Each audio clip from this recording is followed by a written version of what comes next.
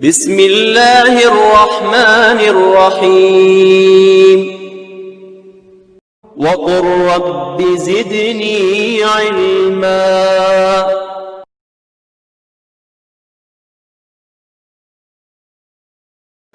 بسم اللہ والصلاة والسلام علی رسول اللہ وبعد۔ محترم بھائیوں اور بہنوں، خاتم الانبیاء اور ختم نبوت کی بات چل رہی ہے، تو آج کے دنوں کے ایمان کے لٹیروں کا ذکر نہ کیا جائے جنہوں نے ختم نبوت کی آڑ میں ایمان کو لوٹنے کا کام کیا تو ہماری بات ادھوری رہے گی۔ آج کے دنوں میں جھوٹے دعوے داران نبوت کے جو فتنے مسلم سماج کے لیے چیلنج بنے ہوئے ہیں، ان میں سے آج ہم 5 نام کا ذکر کریں گے اور ان کے خطرناک عزائم سے آپ کو آگاہ کریں گے۔ یہ ایمان کے لٹیرے ہیں، ایمان کے لٹیرے، اس لیے ان کے بارے میں جاننا بہت ضروری ہے تاکہ مسلم سماج کو ایسے ایمان کے لٹیروں سے بچایا جا سکے۔ ایمان کے لٹیروں میں پہلا نام مرزا غلام احمد قادیانی کا آتا ہے۔ پنجاب کے قادیان سے اس کا تعلق تھا۔ شروع میں مبلغ کی حیثیت سے، داعی کی حیثیت سے خود کو مشہور کیا، پھر مجدد ہونے کا دعویٰ کیا، پھر مہدی ہونے کا دعویٰ کیا، پھر خود کو مسیح موعود یعنی حضرت عیسیٰ علیہ السلام کی روپ میں پیش کرنے لگا اور کہنے لگا کہ وہ غیر تشریعی ذلی نبی ہے۔ غیر تشریعی یعنی جس کو شریعت نہ دی گئی ہو، ذلی یعنی آپ صلی اللہ علیہ وسلم کی شریعت کی پیروی کرنے کی وجہ سے آپ کا وہ سایہ بن گیا، نعوذ باللہ۔ اور بروزی یعنی بروز سے ہے ظاہر ہونا، یعنی کسی شخصیت کی جگہ کوئی اور ظاہر ہو جائے تو اس کو بروز کہتے ہیں۔ اور یہ اصل میں اوتار کا عقیدہ ہے کہ اللہ تعالیٰ کی شکل میں کوئی دوسرا انسان ظاہر ہو، جیسا کہ ہندوؤں کا عقیدہ ہے۔ مرزا غلام احمد قادیانی گویا کہ محمد صلی اللہ علیہ وسلم کی شکل لے کر قادیان میں ظاہر ہوا۔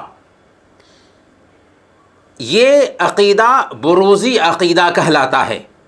تو گویا کہ مرزا غلام احمد قادیانی نے اپنے آپ کو غیر تشریعی نبی، ذلی نبی اور بروزی نبی ہونے کا دعویٰ کیا دوسرے مرحلے میں۔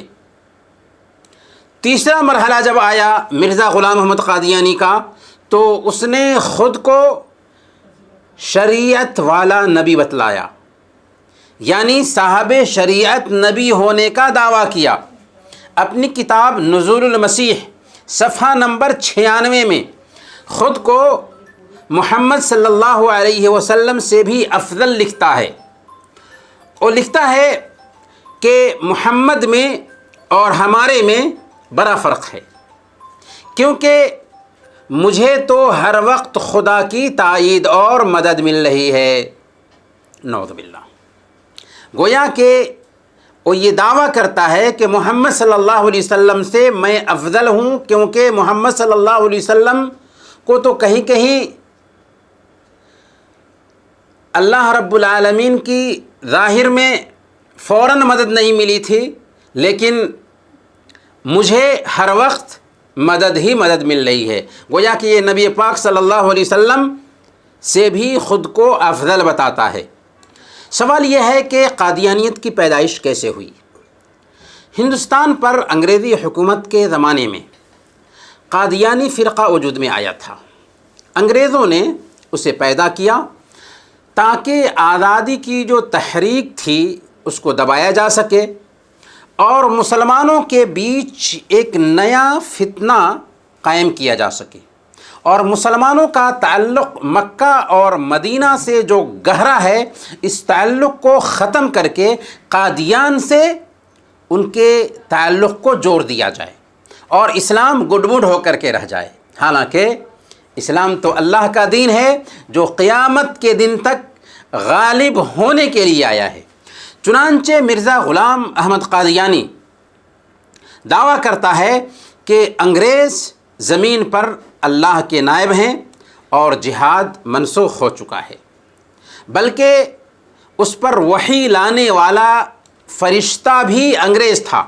چنانچہ وہ اپنی کتاب تذکرہ وحی المقدس صفحہ 31 میں لکھتا ہے، میں نے فرشتے کو ایک نوجوان انگریز کے روپ میں پایا جس کی عمر 20 سال سے کچھ اوپر ہو اور وہ کرسی پر بیٹھا ہوا تھا۔ گویا کہ اس میں یہ دعویٰ کر رہا ہے کہ جو فرشتہ تھا وہ 20 سال کا انگریز فرشتہ تھا، نعوذ باللہ۔ بلکہ براہین احمدی 480 میں وہ لکھتا ہے، پھر وہ انگلش میں بولا، I love you, I am with you, I shall help you, I can do whatsoever. پس میں نے اس کے بولنے کے انداز اور لہجے سے پہچان لیا کہ وہ انگریز ہے، نعوذ باللہ من ذالک۔ کیسا کفریہ دعویٰ کرتا ہے مرزا غلام احمد قادیانی۔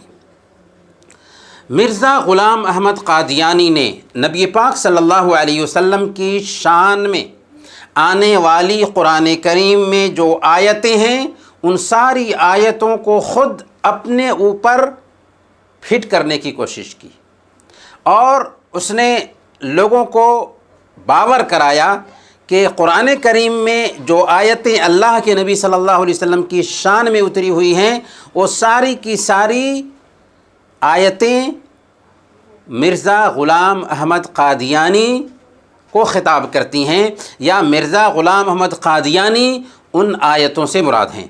چنانچہ وہ محمد الرسول اللہ قرآن کریم میں اللہ تعالیٰ نے بیان فرمایا، وہ کہتا ہے کہ محمد الرسول اللہ سے مراد میں ہوں، نعوذ باللہ۔ وہ کہتا ہے کہ قرآن کریم میں کہا گیا وما ارسلناک الا رحمۃ للعالمین، کہ میں نے آپ کو ساری انسانیت کے لیے، ساری دنیا کے لیے رحمت بنا کر بھیجا ہے، اس سے مراد میں ہوں۔ وہ کہتا ہے کہ کلمہ شہادت اشہد اللہ الہ الا اللہ و اشہد ان محمد الرسول اللہ میں محمد الرسول اللہ کو چینج کرنے کی ضرورت نہیں ہے، کیونکہ وہ میں ہی ہوں، یعنی محمد الرسول اللہ میں ہی ہوں۔ اس نے نعوذ باللہ خود کو اللہ تک کہہ ڈالا۔ وہ آئینہ کمالات اسلام صفحہ نمبر 564 میں لکھتا ہے کہ میں نے خواب میں دیکھا کہ میں خدا ہوں، پس میں نے یقین کر لیا کہ میں ہی خدا ہوں۔ اب اس سے بڑھ کر کفریہ عقیدہ اور کیا ہو سکتا ہے؟ قادیانیوں کے انہی کفریہ عقائد کی بنیاد پر علماء امت نے قادیانیوں کے کفر کا بالاتفاق فتویٰ دیا۔ پاکستان میں بھی وہ غیر مسلم اقلیت سمجھے جاتے ہیں، اس کے باوجود قادیانی فتنہ پوری دنیا میں پھیلا ہوا ہے اور اپنے شیطانی دین کو پوری دنیا میں پھیلانے میں پوری طاقت صرف کر رہے ہیں۔ ان کے چینل کا نام MTA ہے، یاد رکھیں، ان کے چینل کا نام MTA ہے، جو مختلف زبانوں میں اپنی نشریات پیش کرتا ہے، اور جب آپ دیکھیں گے تو لگے گا کہ خالص اسلامی باتیں ہو رہی ہیں، لیکن اسلامی بات کے نام پر کفر، شرک، ارتداد اور زہر کو پھیلایا جا رہا ہوتا ہے۔ محترم بھائیوں اور بہنوں، ایمان کے لٹیروں اور جھوٹے دعوے داران نبوت میں ایک نام بہائی دھرم کے بانی بہاءاللہ کا آتا ہے۔ بہاءاللہ ایران میں 1817 میں پیدا ہوا۔ 1892 میں وہ ہلاک ہوا۔ اس کا قصہ یہ ہے کہ باب نام کا ایک شخص تھا جو کہتا تھا کہ جلد ہی ایک نبی ظاہر ہونے والا ہے۔ اللہ کے نبی صلی اللہ علیہ وسلم خاتم الانبیاء ہیں، لیکن وہ کہتا تھا کہ جلد ہی ایک نبی ظاہر ہونے والا ہے۔ 27 سال کی عمر میں اسی بات کی وجہ سے بہاءاللہ اس کا پیروکار بن گیا، باب کا بہاءاللہ پیروکار بن گیا۔ ایرانی حکومت نے باب کو اس کے اس کفریہ عقیدہ کی بنیاد پر موت کی سزا دے دی، اور بہاءاللہ جو باب کا پیروکار بنا تھا، بہاءاللہ کو ایران سے نکال دیا گیا، جلاوطن کر دیا گیا۔ بہاءاللہ بغداد جا کر یہ دعویٰ کرنے لگا کہ وہ نبی وہی ہے جس کے بارے میں باب نے پیشین گوئی کی تھی۔ پھر بعد میں بہاءاللہ نے الوہیت کا بھی دعویٰ کیا، نعوذ باللہ، کہ میں اللہ کی شکل میں ہوں۔ اس کے باوجود بہائی مذہب کو ماننے والے آج دنیا میں 50-60 لاکھ سے زیادہ کی تعداد میں موجود ہیں۔ دہلی میں بہائیوں کا ایک مندر ہے، لوٹس مندر، یعنی کمل مندر کے نام سے مشہور ہے، جو مندر کے نام سے لوگوں میں شہرت رکھتا ہے۔ محترم بھائیوں اور بہنوں، ایمان کے لٹیروں اور جھوٹے دعوے داران نبوت میں ایک نام ریاض احمد گوہر شاہی کا آتا ہے۔ ریاض احمد گوہر شاہی، ریاض احمد گوہر شاہی پاکستان سے ہے۔ 2001 میں ہلاک ہوا۔ اپنے آپ کو صوفی کے طور پر پیش کرتا تھا۔ دھیرے دھیرے اس کے پیروکار اس کو امام مہدی تصور کرنے لگے۔ جب پاکستان میں گوہر شاہی کے خلاف مقدمات دائر ہوئے تو وہ برطانیہ چلا گیا، کیونکہ ایسے لوگوں کو یورپ ہی پناہ دیتا ہے۔ وہاں اس نے اپنا سینٹر بنایا، اور آج کل یہ فتنہ امام مہدی فاؤنڈیشن انٹرنیشنل کے نام سے پاکستان میں سرگرم ہے۔ اس فتنے کا موجودہ سربراہ یونس گوہر ہے، نام یاد رکھیے، یونس گوہر، جس کے ویڈیوز کلپس سوشل میڈیا میں گردش کرتے رہتے ہیں۔ اس کے ویب سائٹ کا نام goharShahi.com ہے، goharShahi.com۔ goharShahi.com سے اس کے کچھ عقائد ہم آپ کی خدمت میں پیش کرتے ہیں، اور یہ عقائد اس کی کتابوں میں بھی موجود ہیں۔ کیا عقیدہ ہے اس کا؟ اللہ کے بجائے ریاض الگوہر ہی مالک الملک ہے، نعوذ باللہ۔ روحانی سفر صفحہ نمبر 2 میں لکھتا ہے، جو اس کی کتاب ہے، وہ کہتا ہے کہ ایک دن پتھریلی جگہ پیشاب کر رہا تھا، پیشاب کا پانی پتھروں پر جمع ہو گیا، اور ویسا ہی سایہ مجھے پیشاب کے پاس پانی میں ہنستا ہوا نظر آیا، جس سایہ سے مجھے ہدایت ملی تھی۔ وہ شیطان کا سایہ تھا، گویا کہ شیطان نے اسے نیا دین بنانے کا حکم دیا تھا اور اس کو اسلام کا لیبل لگا دیا۔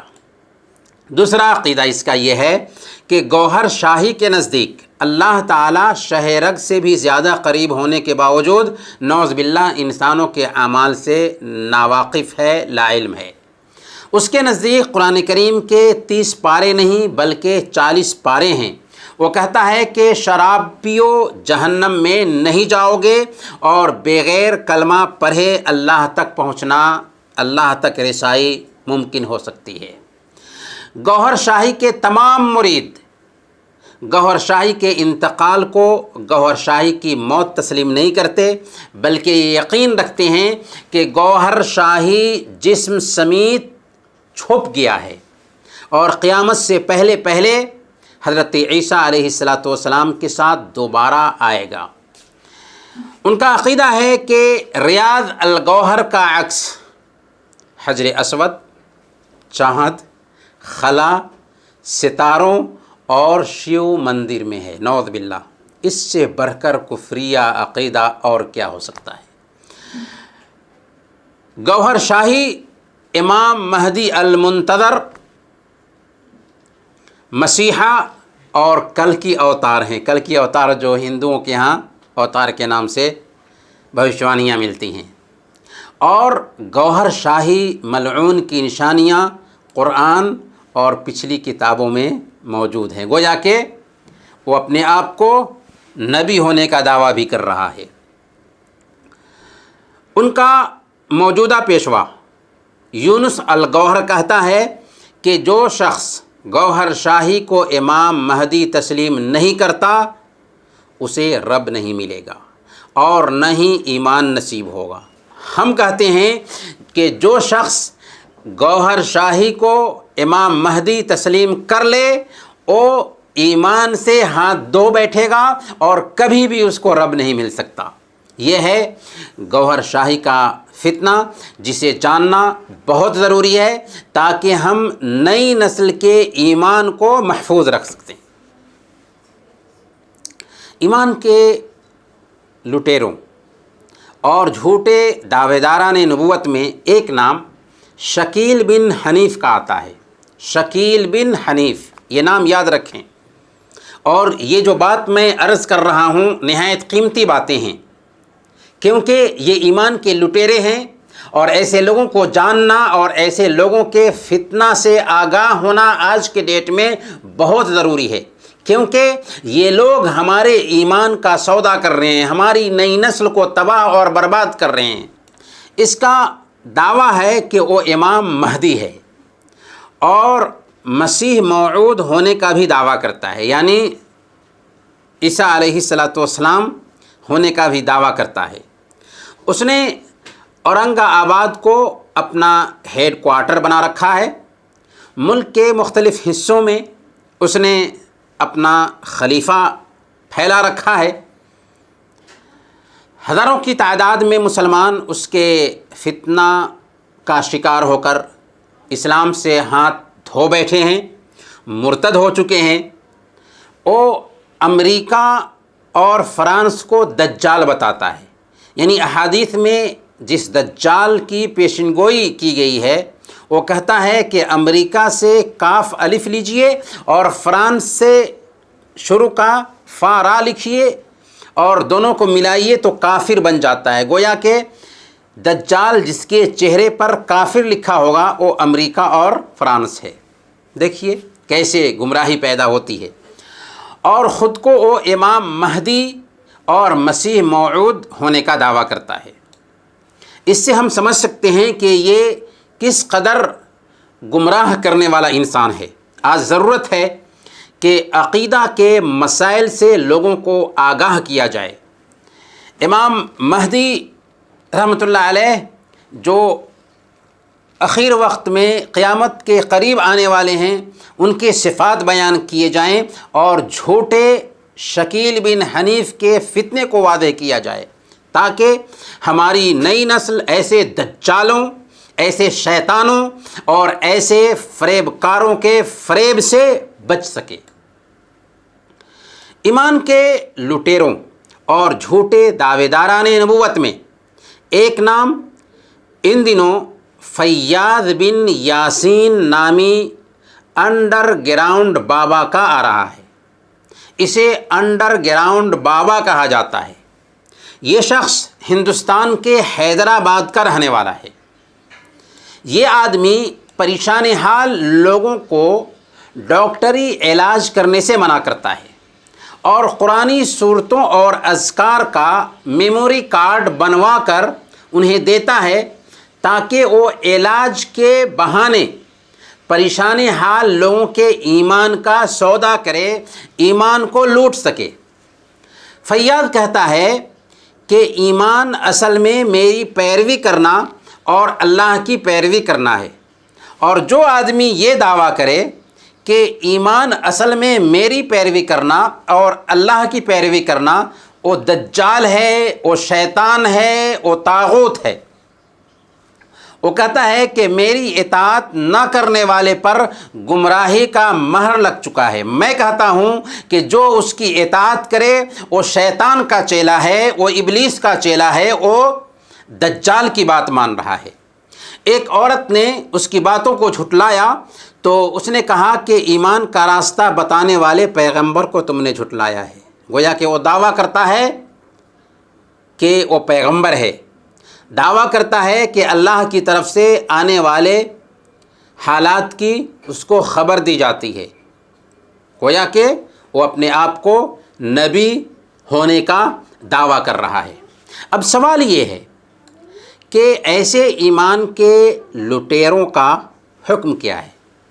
ظاہر ہے کہ یہ لوگ اس زمانے کے دجال ہیں، طاغوت ہیں، شیطان ہیں، اسلام سے خارج ہیں، ان کی اتباع کرنے والے بھی اسلام سے خارج ہیں، مرتد ہیں، ان پر توبہ، تجدید ایمان اور تجدید نکاح لازم ہے۔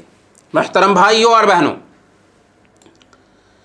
یہ کچھ تفصیل تھی محمد صلی اللہ علیہ وسلم خاتم الانبیاء ہیں کے ٹاپک پر کچھ باتیں ہم نے آپ کے سامنے رکھیں۔